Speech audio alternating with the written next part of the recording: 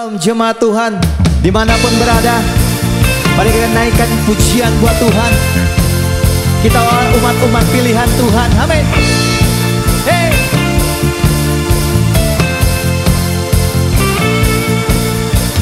Kita dipilih dan dikuduskan untuk memberitakan perbuatannya.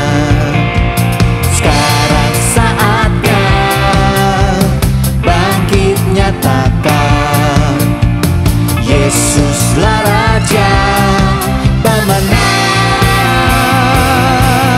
Untuk selamanya Dia berkuasa, telah diberikan bagi kita kerajaan yang tak akan tergoncangkan. Sampai selamanya pengharapan bergelora dalam kita. Kemuliaan namamu Yesus Tuhan. Hey. Mari jemaat Tuhan, mari bersuka cita. Yeay.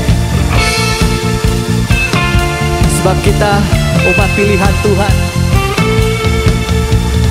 Kita berdiri dengan kuasa, sebab Roh yang dahsyat beserta kita. Oh, sekarang saatnya bangkit nyatakan, Yesuslah Raja pemenang. Untuk selamanya Dia berkuasa, telah diberikan bagi kita kerajaan yang tak akan tergoncangkan. Sampai selamanya pengharapan bergelora dalam kita. Kemuliaan namamu Yesus Tuhan. Musik.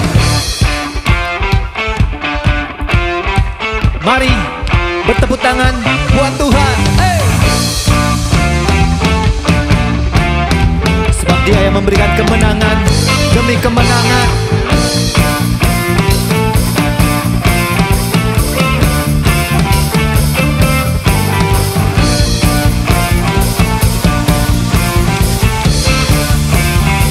Katakan, sekarang saatnya bangkit nyatakan nama yang besar, Yesuslah Tuhan. Go! Sekarang saatnya bangkit nyatakan, siapa? Yesuslah Raja pemenang. Untuk selamanya Dia berkuasa, telah diberikan bagi kita kerajaan yang tak akan tergoncangkan. Oh, sampai selamanya pengharapan bergelora dalam kita. Kemuliaan namamu Yesus Tuhan. Kemuliaan namamu Yesus Tuhan. Oh.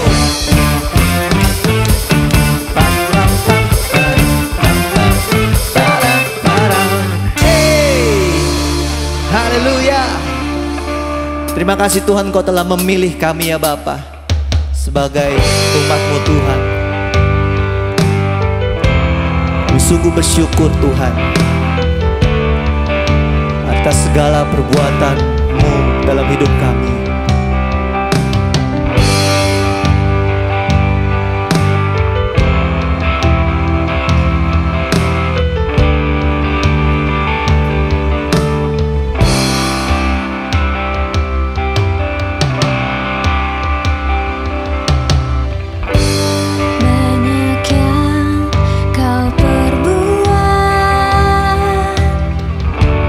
Di dalam hidup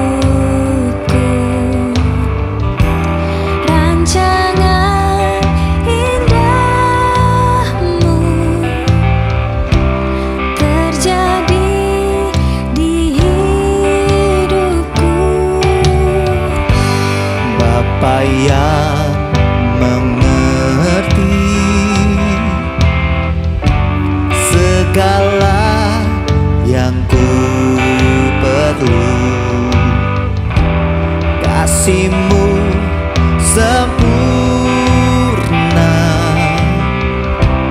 nyata dalam hidupku. Ku bersyukur Bapa, ku bersyukur Tuhan, buat kasih setia-Mu di dalam hidupku. Ku bersyukur,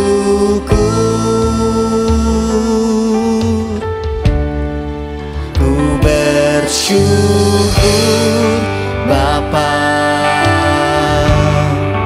ku bersyukur Tuhan,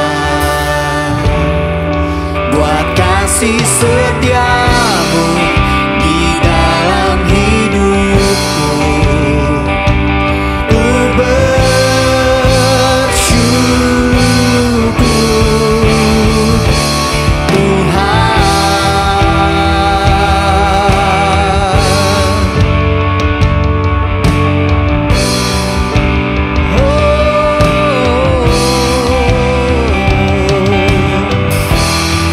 terima kasih Tuhan buat kebaikan-Mu.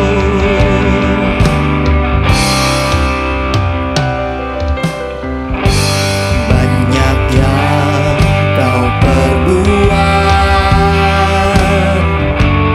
di dalam hidupku. Rancangan indah-Mu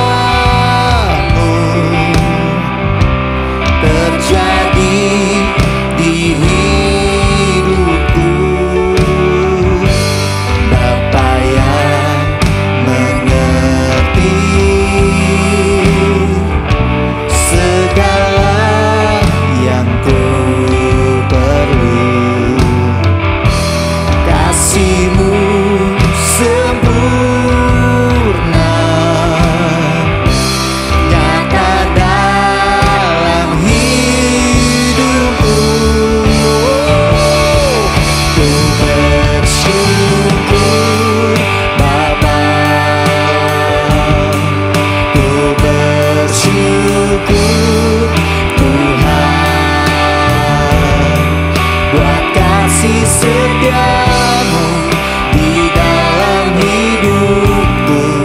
Ku bersyukur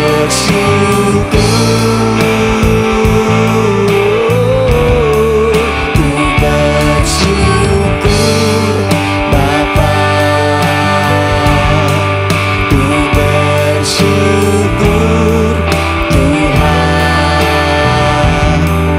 buat kasih setia-Mu di dalam hidupku. Ku bersyukur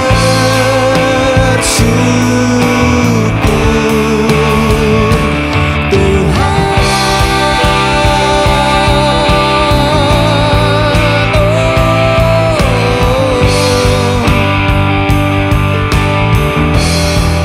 Kami bersyukur Tuhan, penyertaan-Mu sempurna,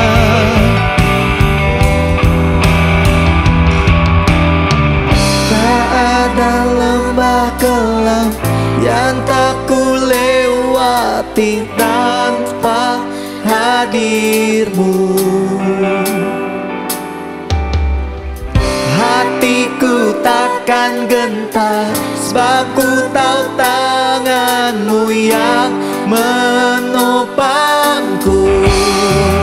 Tak ada lembah kelam, oh, yang tak ku lewati tanpa hadir-Mu.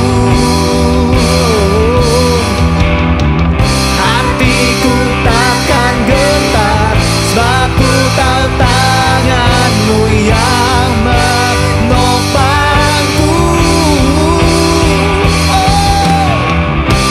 Kaulah Yesus, Kaulah Tuhan, hanya Kau ku percaya.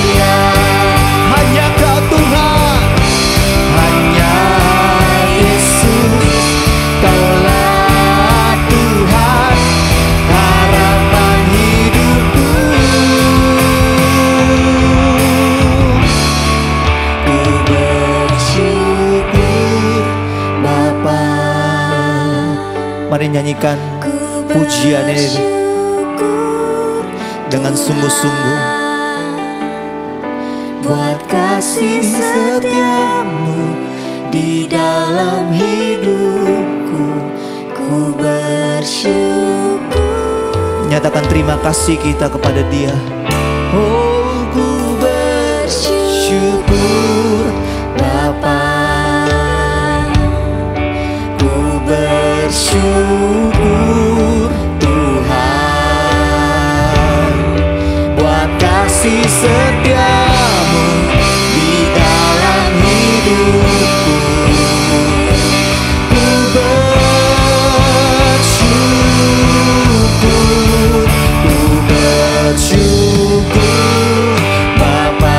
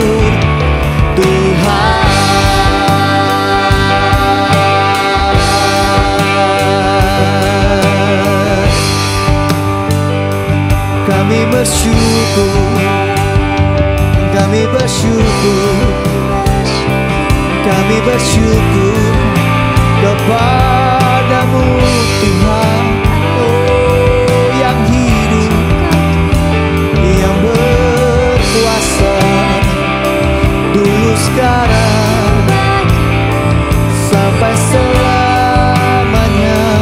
Oh Tuhan, oh melewati segala pencobaan, Engkau Allah yang menuntun kami Tuhan.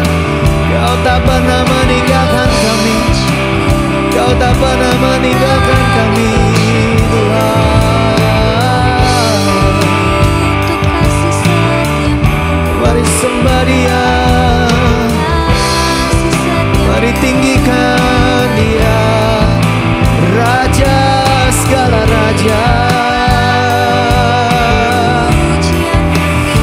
Kami naikkan syukur kami Tuhan, kami naikkan pujian kami ya Tuhan. Sebab tiada yang seperti-Mu, tiada yang lebih dari-Mu Tuhan.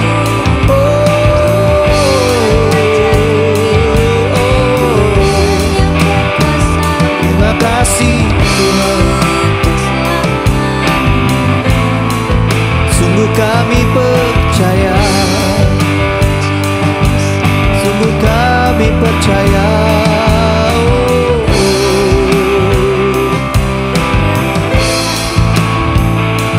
Yesus.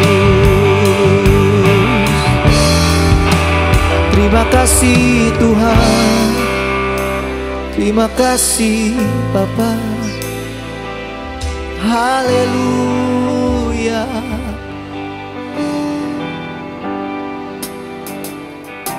Kami percaya Tuhan, perlindungan-Mu nyata dalam hidup kami Bapa. Walau 1000 rebah di sisi kiri kami Tuhan, dan 10.000 laksa rebah di kanan kami Tuhan, kami percaya Tuhan, Engkau Allah yang menopang kami, Engkau Allah yang menguatkan kami Tuhan. Oleh sebab itu Tuhan, kami mau lebih lagi Tuhan bersyukur atas apa yang sudah Tuhan kerjakan dalam hidup kami. Thank you God, thank you Jesus. Ku bersyukur Bapa, bersyukur Tuhan, buat kasih setiamu di dalam hidupku. Ku bersyukur, yes God. Ku bersyukur Tuhan Bapakku. Ku bersyukur Tuhan, Sebab kasih setiamu Tuhan kasih setiamu di dalam hidupku. Ku bersyukur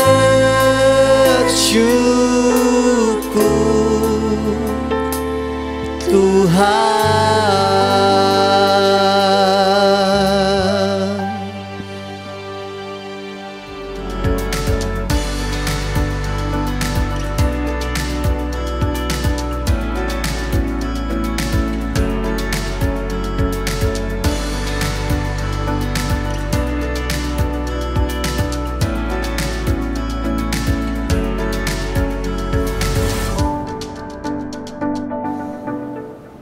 Sebelum kita bersama-sama mempelajari kebenaran firman Tuhan, saya akan menyampaikan sebuah pengumuman yang sangat penting, yaitu mengenai doa pengurapan bagi para pengusaha dan kaum profesi. Doa pengurapan ini akan diadakan secara online pada hari Senin tanggal 11 Oktober 2021 pukul 7 malam. Kita akan diberkati oleh kebenaran firman Tuhan yang akan disampaikan oleh Pak Petrus Nawawi, Ketua Umum Sinode Gereja kita. Selain itu, beliau juga akan berdoa untuk memohonkan pengurapan bagi setiap para kaum pengusaha dan kaum profesi yang mengikuti kegiatan ini. Oleh karena itu, saya sangat mendorong setiap saudara dan saudari untuk tidak melewatkan acara ini. Untuk mengikuti acara ini, saudara-saudari tidak dikenakan biaya alias gratis. Namun, saudara-saudari perlu mendaftarkan diri terlebih dahulu karena tempat terbatas. Untuk mendaftarkan diri, saudara-saudari dapat langsung men-scan QR Code yang ada di layar saudara-saudari saat ini. Informasi lebih lanjut, saudara-saudari dapat melihatnya di apps gereja kita atau di Facebook dan IG gereja kita. Mari kita berdoa untuk menyiapkan hati dan pikiran kita dalam mendengarkan firman Tuhan. Tuhan, kami bersyukur untuk segala rahmat, kasih, dan kesetiaan-Mu sepanjang minggu ini ya Tuhan Yesus. Kami percaya Engkau belum selesai untuk berkarya di dalam kehidupan kami. Berbicaralah Tuhan, agar kami bisa tahu apa rencana-Mu, apa keinginan-Mu di dalam kehidupan kami. Urapi setiap kami yang akan mendengarkan firman-Mu.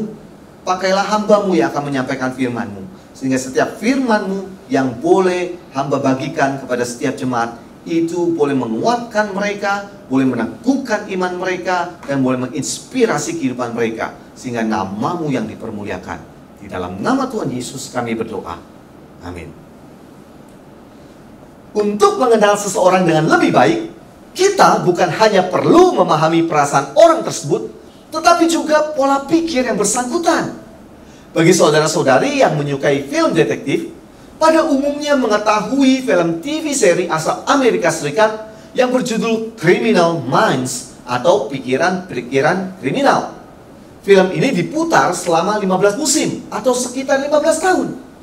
Artinya, film tersebut banyak disukai orang sehingga bisa bertahan selama 15 seri atau 15 tahun. Di dalam film tersebut dikisahkan sepak terjang sebuah unit di FBI atau Badan Pemberantasan Kejahatan di Amerika. Nama unit tersebut adalah BAU, Behavioral Analysis Unit, atau unit analisis perilaku. Unit ini biasanya menganalisa perilaku para pelaku kejahatan dengan cara mencoba berpikir seperti pikiran seorang kriminal. Dengan melakukan hal tersebut, mereka membuat profil atau ciri-ciri dari pelaku, serta memprediksi langkah-langkah apa yang akan dilakukan oleh pelaku kejahatan tersebut. Dengan kata lain, untuk mengenal sang penjahat, yaitu dengan membuat profil para penjahat, unit ini mempelajari pikiran dan perilaku pelaku kejahatan sehingga para pelaku kejahatan dapat ditangkap. Memang, untuk lebih mengenal seseorang, maka kita perlu memahami atau mempelajari bukan hanya perasaan dari orang tersebut, tetapi juga pola pikir yang bersangkutan. Hal ini pula yang perlu kita lakukan di dalam kehidupan rohani kita. Kita perlu memahami bukan hanya perasaan Kristus, tetapi juga pola pikir Kristus, agar kita dapat memahami Tuhan dengan lebih baik. Knowing Him better. Di sepanjang bulan September yang lampau, kita telah belajar bersama-sama bahwa untuk mengenal Tuhan dengan lebih baik, maka kita perlu memahami perasaan Kristus atau His feeling, yaitu perasaan yang peduli, sabar, suka menolong, dan murah hati. Saya sangat mendorong saudara-saudari untuk dapat mengikutinya secara lengkap di YouTube channel yang sama yang saat ini saudara-saudari ikuti. Sedangkan di bulan Oktober, kita akan membahas suatu tema, yaitu His mind atau pikirannya. Melalui tema ini kita belajar bersama-sama untuk memahami pola pikir Kristus berdasarkan surat Filipi pasal kedua ayat 5 sampai 11, serta bagaimana menerapkannya di dalam kehidupan kita sehari-hari. Pada minggu yang lalu kita telah belajar pola pikir Kristus yang pertama, yaitu tidak mementingkan diri sendiri. Bagi saudara-saudari yang belum mengikutinya, silakan mengikutinya di YouTube channel ini. Dan pada hari ini kita akan membahas pola pikir Kristus selanjutnya, seperti yang terdapat di dalam Filipi pasal kedua ayat 5 sampai ke 11, yaitu kerendahan hati. Untuk itu, mari kita membaca bersama-sama Filipi pasal kedua ayat 5 sampai ke 11. Filipi pasal kedua ayat 5 sampai ke 11. Hendaklah kamu di dalam hidupmu bersama menaruh pikiran dan perasaan yang terdapat juga dalam Kristus Yesus, yang walaupun dalam rupa Allah tidak menganggap kesetaraan dengan Allah itu sebagai milik yang harus dipertahankan, melainkan telah mengosongkan dirinya sendiri dan mengambil rupa seorang hamba dan menjadi sama dengan manusia. Dan dalam keadaan sebagai manusia, ia telah merendahkan dirinya dan taat sampai mati, bahkan sampai mati di kayu salib.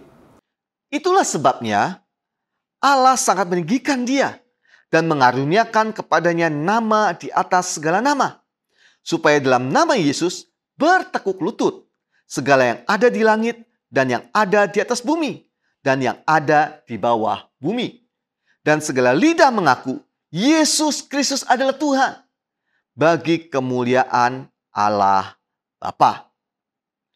Untuk lebih memahami bagian firman Tuhan yang baru saja kita baca, maka kita perlu memahami latar belakang surat Paulus ini untuk jemaat Filipi terlebih dahulu. Surat kepada jemaat Filipi ini merupakan salah satu surat yang ditulis oleh Rasul Paulus ketika dia berada di penjara. Rasul Paulus dijebloskan ke dalam penjara bukan karena melakukan kejahatan, bukan karena menipu, bukan karena korupsi, tetapi karena Rasul Paulus memberitakan Injil. Yang menjadi pertanyaan adalah, mengapa Rasul Paulus menulis surat kepada jemaat Filipi? Salah satu alasan mengapa Rasul Paulus menulis surat kepada jemaat Filipi adalah kondisi jemaat Filipi yang menghadapi tantangan yang berat, baik secara eksternal maupun secara internal. Jemaat di Filipi menghadapi tantangan secara eksternal, yaitu mereka harus menghadapi lawan yang tidak suka dengan iman atau keyakinan mereka kepada Kristus. Hal ini tertulis di dalam Filipi pasal 1 ayat 27 sampai 28. Selain itu, jemaat Filipi juga harus menghadapi pengajar-pengajar sesat, seperti yang disebutkan Rasul Paulus di dalam Filipi pasal ketiga ayat 2 dan ayat 18 sampai ke 19. Namun ada juga tantangan secara internal, yaitu timbulnya perpecahan di dalam jemaat Filipi seperti yang dapat kita lihat di dalam Filipi pasal kedua ayat 1 sampai 4. Di dalam kondisi jemaat yang terpecah seperti itu, Rasul Paulus memberikan nasihat kepada jemaat Filipi, seperti yang baru saja kita baca di dalam Filipi pasal kedua ayat 5 sampai ke 11. Rasul Paulus menasihatkan jemaat Filipi agar mereka sebagai satu komunitas gereja atau sebagai pengikut Kristus harus mengenal, harus memahami pola pikir dan perasaan yang terdapat dalam diri Kristus. Apakah pola pikir Kristus tersebut? Salah satunya adalah kerendahan hati. Melalui Filipi pasal kedua ayat 5 sampai 11, kita akan belajar 3 alasan penting mengapa kita perlu memahami pola pikir Tuhan Yesus yang dipenuhi dengan kerendahan hati. Alasan pertama, mengapa kita perlu memahami kerendahan hati Kristus adalah karena kerendahan hati merupakan ciri dari pengikut Kristus. Kerendahan hati perlu mewarnai kehidupan para pengikut Kristus. Pentingnya memiliki pola pikir yang sama dengan Kristus diungkapkan Rasul Paulus di ayat kelima sebagai berikut. Filipi pasal kedua ayat yang kelima. Hendaklah kamu dalam hidupmu bersama menaruh pikiran dan perasaan yang terdapat juga dalam Kristus Yesus. Melalui ayat ini kita dapat melihat nasihat Rasul Paulus agar jemaat di kota Filipi memiliki pola pikir yang terdapat di dalam Kristus Yesus. Kata hendaklah yang terdapat di ayat kelima ini di dalam bahasa Yunaninya, yaitu bahasa yang digunakan untuk menulis kitab Perjanjian Baru, merupakan bentuk kata perintah yang harus dilakukan terus-menerus. Dengan kata lain, menaruh pikiran dan perasaan yang terdapat juga dalam Kristus bukanlah suatu pilihan, melainkan suatu keharusan dan dilakukan secara terus-menerus oleh para pengikut Kristus. Pola pikir yang seperti apa? Salah satunya adalah kerendahan hati, seperti yang dituliskan Rasul Paulus di dalam ayat ke-7 dan ke-8 sebagai berikut.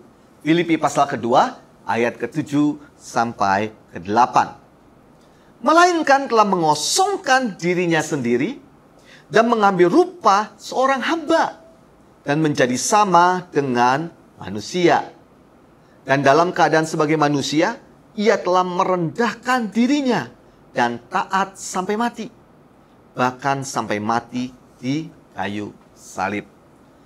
Melalui ayat tersebut kita dapat menyimpulkan bahwa kerendahan hati Tuhan Yesus ditunjukkan dengan cara Dia yang adalah Allah rela mengosongkan dirinya menjadi sama dengan manusia dan Dia mengambil rupa seorang hamba. Lebih jauh, Dia bahkan rela sampai mati di kayu salib, yaitu cara kematian untuk penjahat yang hina demi menebus dosa saya dan saudara-saudari. Ungkapan mengambil rupa seorang hamba bukanlah berarti status Tuhan Yesus seperti budak, bukan. Namun sikap hati dan pola pikir Tuhan Yesus menyerupai seorang hamba atau budak. Bagaimana pola pikir seorang hamba? Kita dapat melihatnya dari apa yang diucapkan Tuhan Yesus sendiri di Matius pasal ke-20 ayat 25 sampai ke-28. Matius pasal ke-20 ayat 25 sampai 28. Tetapi Yesus memanggil mereka, yaitu para muridnya, lalu berkata, kamu tahu bahwa pemerintah bangsa-bangsa memerintah rakyatnya dengan tangan besi, dan pembesar-pembesar menjalankan kuasanya dengan keras atas mereka. Tidaklah demikian di antara kamu. Barang siapa ingin menjadi besar di antara kamu, hendaklah ia menjadi pelayanmu. Dan barang siapa ingin menjadi terkemuka di antara kamu, hendaklah ia menjadi hambamu. Di ayat ke-26 dan ke-27, Tuhan Yesus menasihatkan para muridnya, jika mereka ingin menjadi terbesar dan terkemuka, maka mereka harus menjadi pelayan dan hamba. Tuhan Yesus menggunakan istilah pelayan dan hamba yang merupakan golongan rendah di zaman itu. Mengapa Tuhan Yesus menasihatkan para muridnya seperti itu, yaitu menjadi pelayan dan hamba? Mari kita lihat di ayat ke-28. Sama seperti anak manusia datang bukan untuk dilayani, melainkan untuk melayani, dan untuk memberikan nyawanya menjadi tebusan bagi banyak orang. Jika saudara-saudari membaca istilah anak manusia di kitab Injil, pada umumnya sebutan itu merujuk kepada diri Tuhan Yesus. Dengan kata lain, Tuhan Yesus menasihatkan para muridnya untuk menjadi pelayan ataupun menjadi hamba, karena hal tersebut berarti menjadi sama seperti dirinya. Hal ini dipertegas oleh Tuhan Yesus dengan mengungkapkan tugas seorang pelayan atau hamba, yaitu melayani, bukan untuk dilayani. Jadi jika kita memiliki sikap seorang hamba, yaitu sikap melayani yang lahir dari kerendahan hati, maka kita mencerminkan diri kita sebagai pengikut Kristus. Disinilah pentingnya bagi setiap kita untuk terlibat di dalam pelayanan. Salah satu tantangan terbesar di dalam diri kita ketika kita tidak bersedia melayani adalah bukan karena kurang waktu dan bukan karena kurang mampu, namun karena kurangnya sikap melayani yang lahir dari kerendahan hati. Mengapa demikian? Karena kita lebih suka dilayani daripada melayani. Kita lebih suka didoakan daripada mendoakan. Kita lebih suka diberkati daripada memberkati. Padahal sikap hati melayani yang lahir dari kerendahan hati inilah yang mencerminkan pola pikir Kristus. Memang, orang yang bersedia melayani belum tentu rendah hati. Namun, orang yang rendah hati pasti bersedia melayani. Ada begitu banyak cara kita melayani dengan memberikan waktu, tenaga, kemampuan, bahkan keuangan kita. Saudara-saudari bisa melayani dalam ibadah onsite yang telah mulai kembali diadakan sejak minggu yang lampau. Atau bisa juga melayani secara online dengan mengklik tombol share di YouTube channel ini dan membagikan link ibadah online ini kepada rekan atau sahabat saudara-saudari. Atau saudara-saudari dapat melayani dengan cara mendoakan bangsa Indonesia dan mendoakan sesama jemaat yang mengalami pergumulan yang berat melalui doa diper yang diadakan secara online setiap hari Kamis pukul 7 malam. Saudara-saudari dapat melayani dengan memberikan bantuan kepada mereka yang memerlukan melalui pelayanan diakonia gereja ataupun dengan memberikan persembahan kepada gereja bagi pekerjaan Tuhan. Banyak hal yang sebenarnya dapat kita lakukan, namun sayangnya hanya sedikit hati yang mau kita berikan untuk melayani karena tidak adanya kerendahan hati. Jika sikap hati melayani yang timbul dari kerendahan hati ini tidak ada di dalam diri kita, apakah kita masih pantas disebut sebagai pengikut Kristus? Bukankah sebagai pengikut Kristus kita harus mengikuti Dia, yaitu menjadi sama dengan Dia, melayani, bukan dilayani? Bukankah sebagai pengikut Kristus berarti kita harus memiliki pola pikir yang sama seperti Yesus, yaitu dipenuhi dengan kerendahan hati? Alasan yang kedua, mengapa kita perlu memahami pola pikir Kristus yang dipenuhi dengan kerendahan hati adalah karena kerendahan hati menolong kita untuk membangun relasi yang sehat dengan sesama. Sekali lagi, alasan yang kedua, mengapa kita perlu memahami pola pikir Kristus yang dipenuhi dengan kerendahan hati adalah karena kerendahan hati menolong kita untuk membangun relasi yang sehat dengan sesama. Mengenai hal ini, kita dapat melihatnya dari apa yang dituliskan oleh Rasul Paulus di dalam Filipi pasal kedua ayat kelima sebagai berikut. Filipi pasal yang kedua, ayat yang kelima. Hendaklah kamu dalam hidupmu bersama, menaruh pikiran dan perasaan yang terdapat juga dalam Kristus Yesus. Ungkapan hidupmu bersama di sini menunjukkan relasi di antara jemaat di Filipi. Mereka perlu menaruh pola pikir yang terdapat di dalam Kristus, di mana salah satunya adalah kerendahan hati. Di dalam Alkitab bahasa Inggris yaitu New International Version, ayat yang kelima ini dituliskan dengan lebih jelas, yaitu kaitan antara pola pikir Kristus di dalam membangun relasi dengan sesama sebagai berikut. In your relationship with one another, have the same mindset as Christ Jesus. Yang dapat diterjemahkan sebagai berikut. Di dalam relasimu dengan yang lain, milikilah pola pikir yang sama dengan Kristus. Artinya, tanpa adanya pola pikir Kristus, yaitu kerendahan hati di dalam membangun relasi, maka kita akan seringkali menghadapi pertengkaran dan perselisihan. Kita harus menyadari bahwa salah satu tantangan terbesar di dalam membangun relasi yang sehat dengan sesama adalah kesombongan.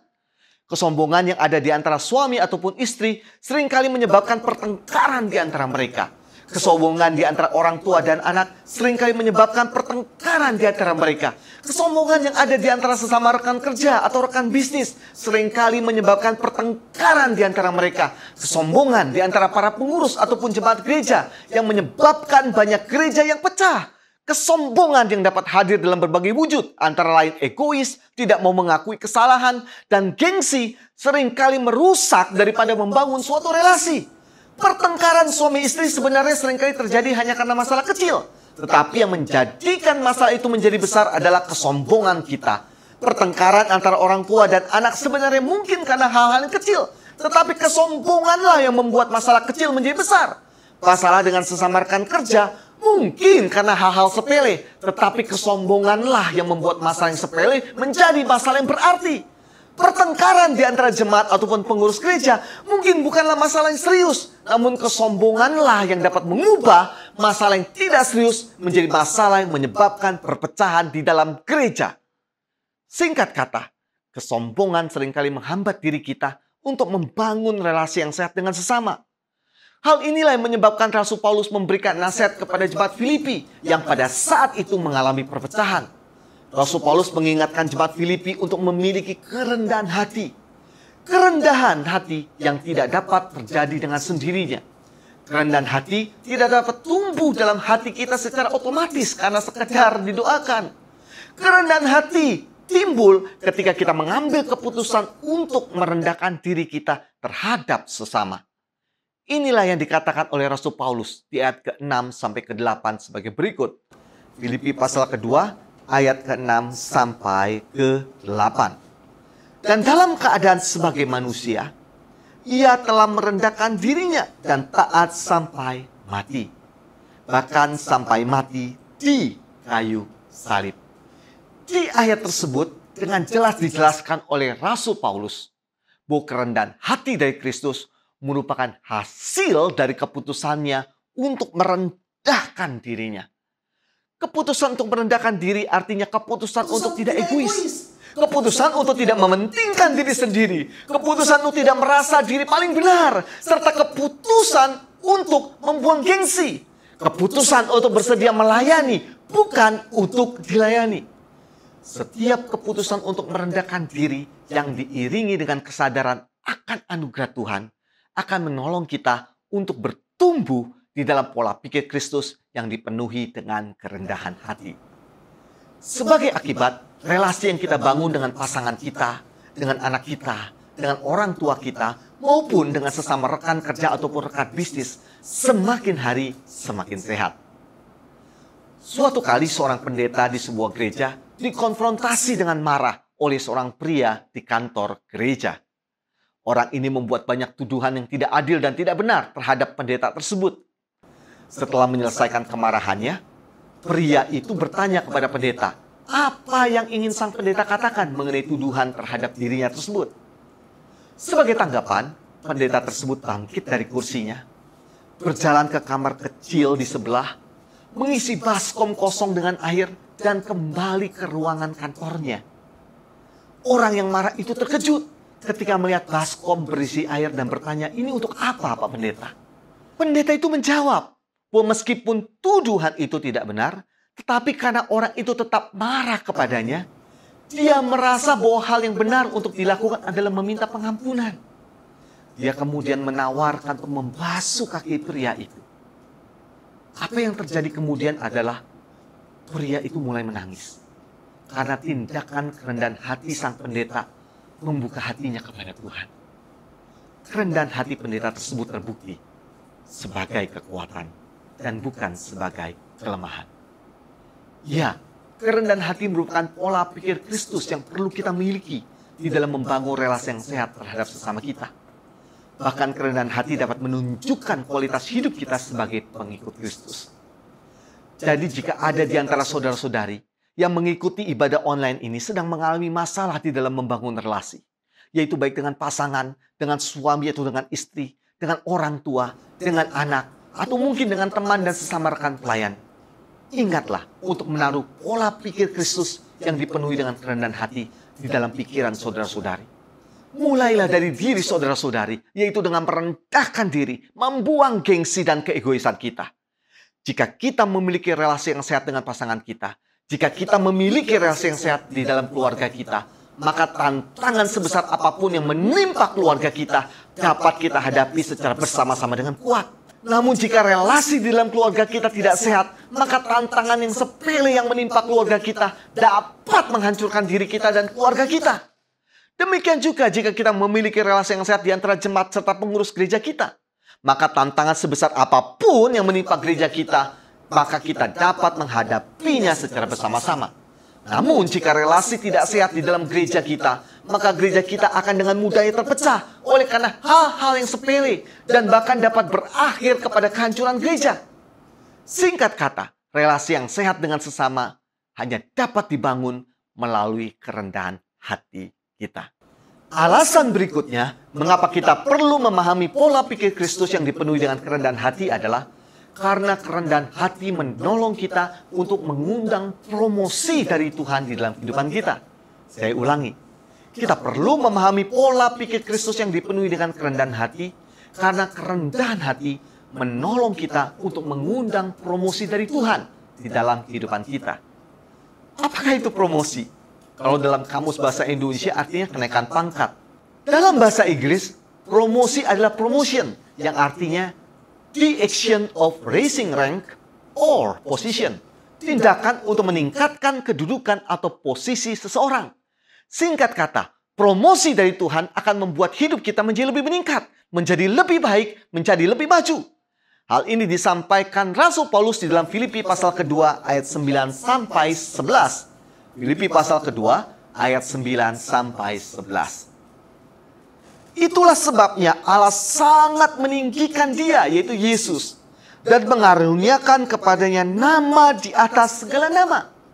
Supaya dalam nama Yesus bertekuk lutut segala yang ada di langit dan yang ada di atas bumi dan yang ada di bawah bumi. Dan segala lidah mengaku Yesus Kristus adalah Tuhan bagi kemuliaan Allah Bapa. Dari ayat tersebut, kita dapat melihat bagaimana kerendahan hati Yesus mengundang promosi dari Allah. Yesus yang adalah Allah rela merendahkan dirinya menjadi sama dengan manusia, mengambil rupa seorang hamba, bahkan rela mati di kayu salib.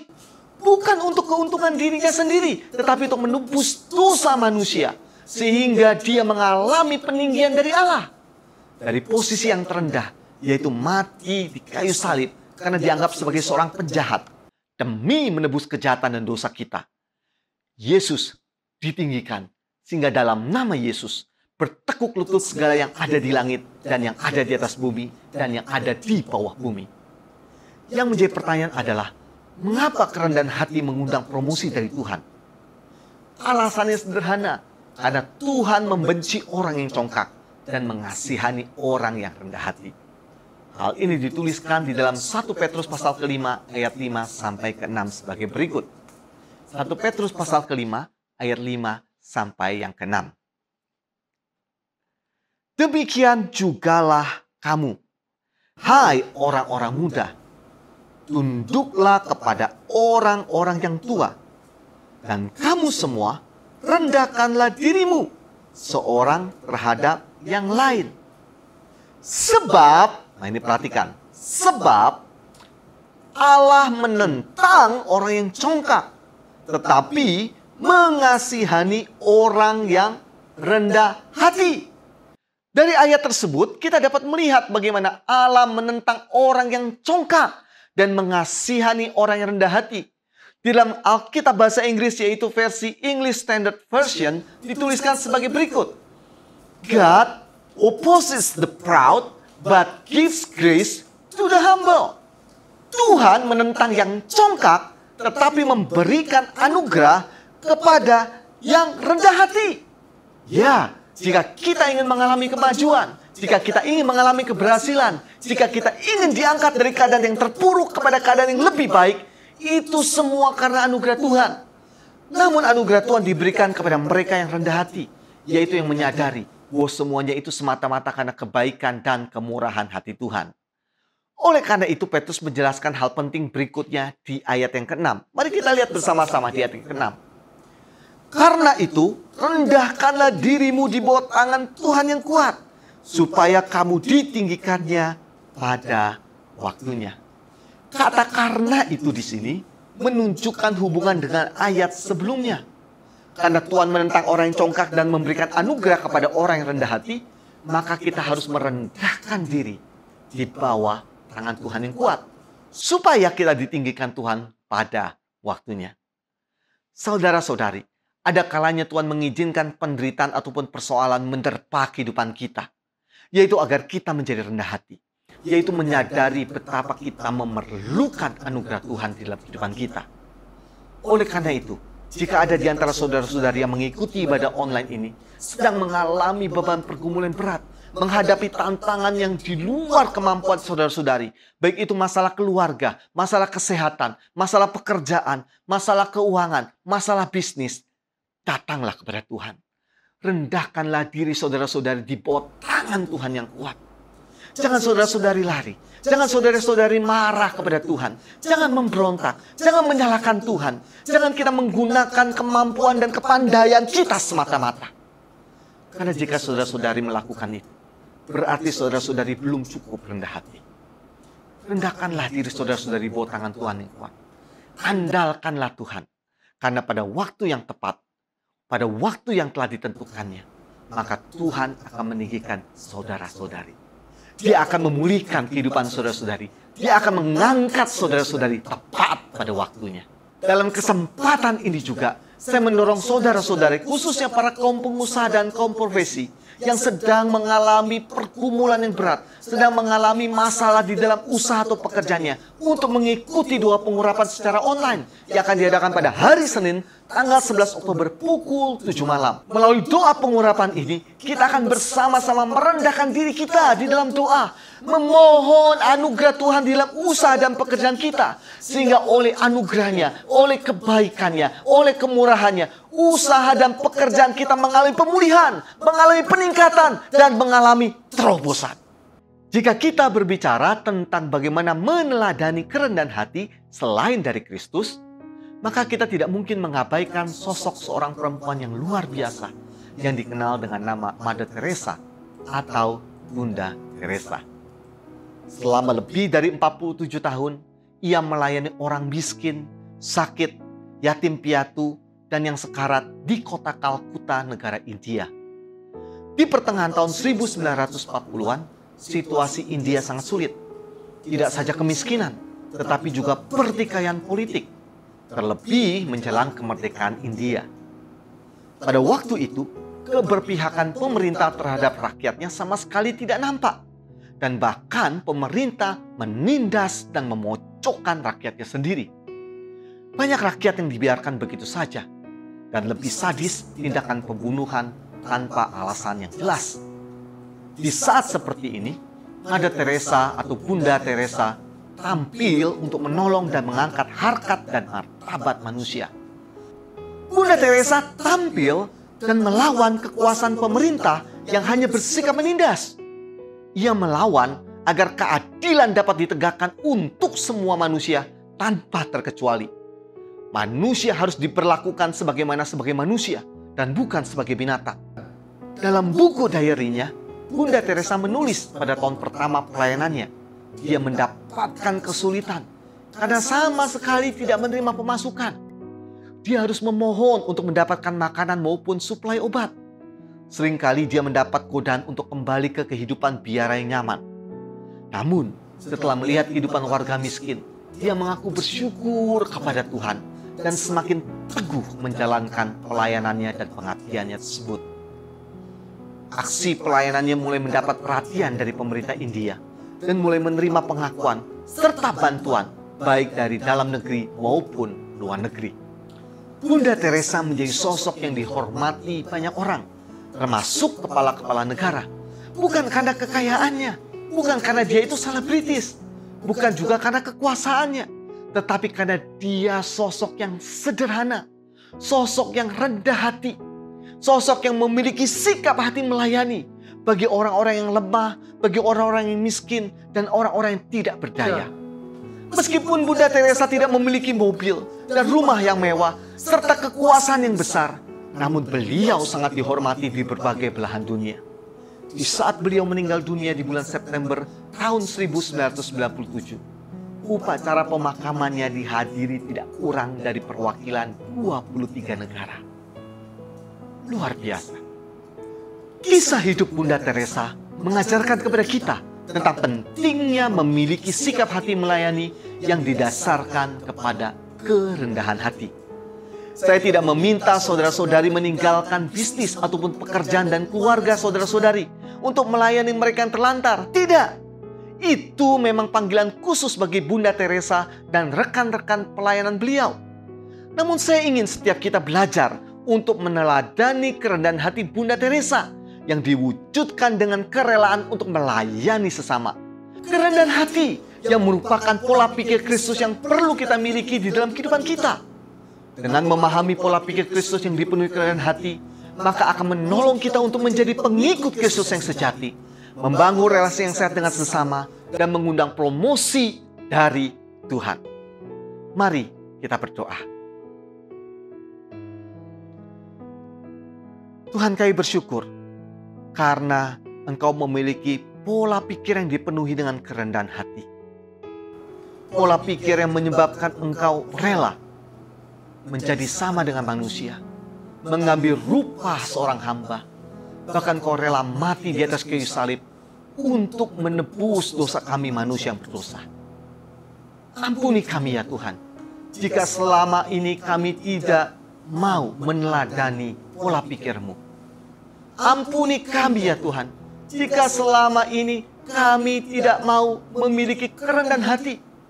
Bahkan kami membiarkan kesombongan menguasai diri kami.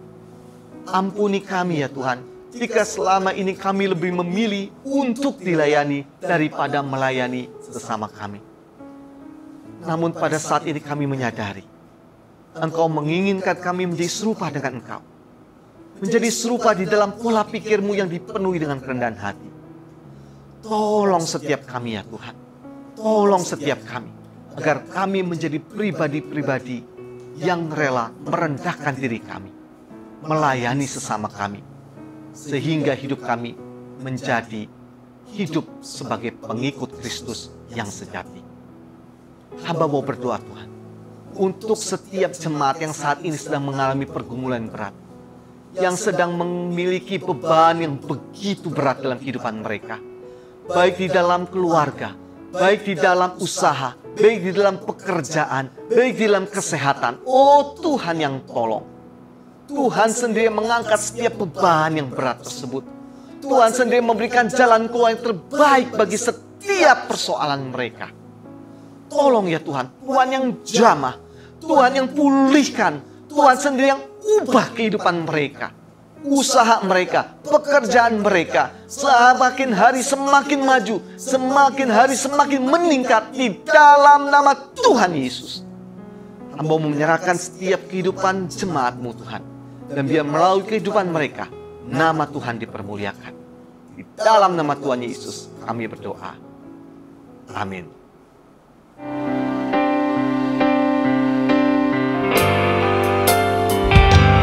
Inilah yang ku punya, hati sebagai hamba yang mau taat dan setia padamu Bapa. Kemanapun ku bawa, hati yang menyembah dalam roh dan kebenaran sampai selamanya. Inilah yang ku punya, hati sebagai hamba yang mau taat dan setia padamu Bapa. Kemanapun ku bawa, hati yang menyembah dalam roh dan kebenaran sampai selamanya. Dalam roh dan kebenaran sampai selamanya. Dalam roh dan kebenaran sampai selamanya.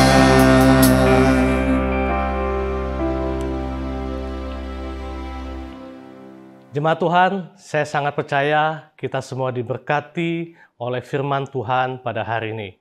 Saatnya kita memberi persembahan yang terbaik bagi Tuhan.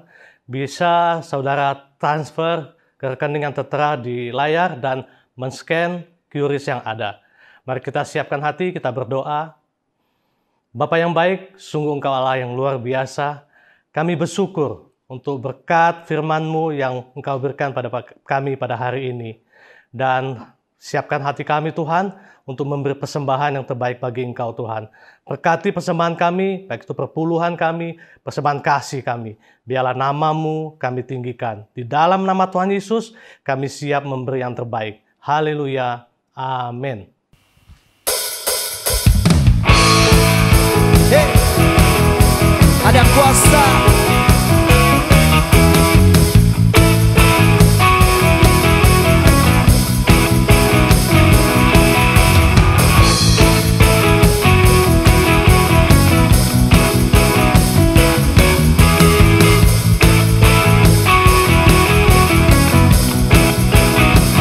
Namanya Tuhanku, menara yang teguh, kota benteng perlindunganku,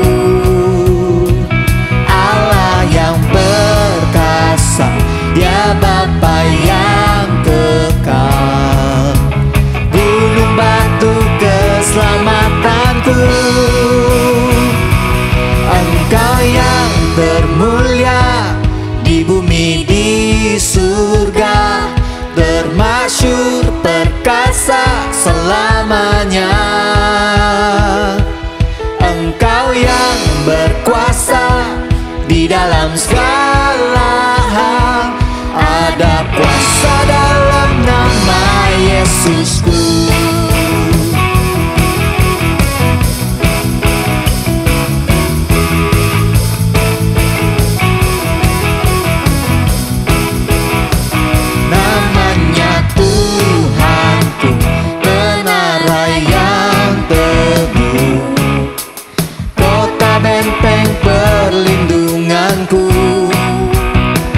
Allah yang perkasa, Dia Bapa yang kekal, gunung batu keselamatanku, Engkau yang termulia di bumi di surga, termasyhur perkasa selamanya. Berkuasa di dalam segala hal, ada kuasa dalam nama Yesusku.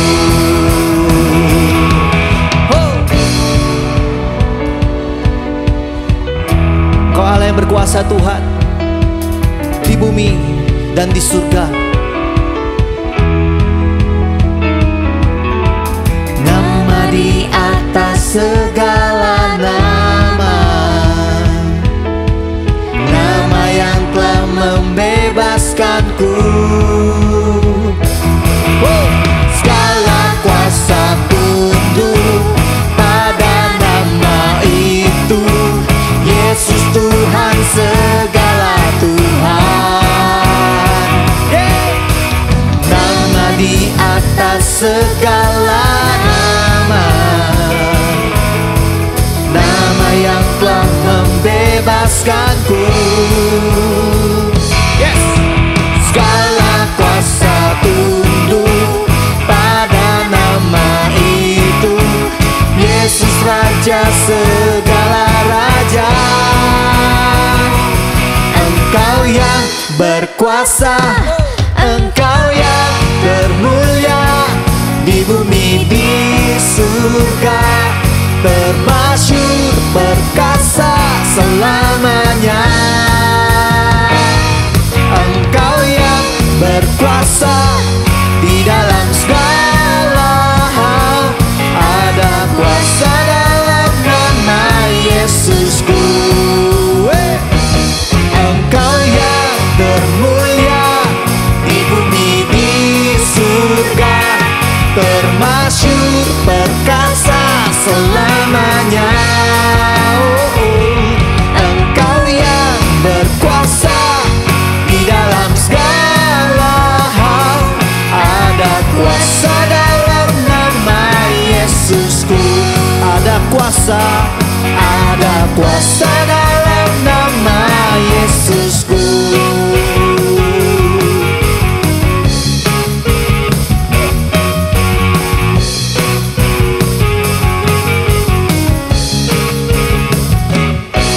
Haleluya.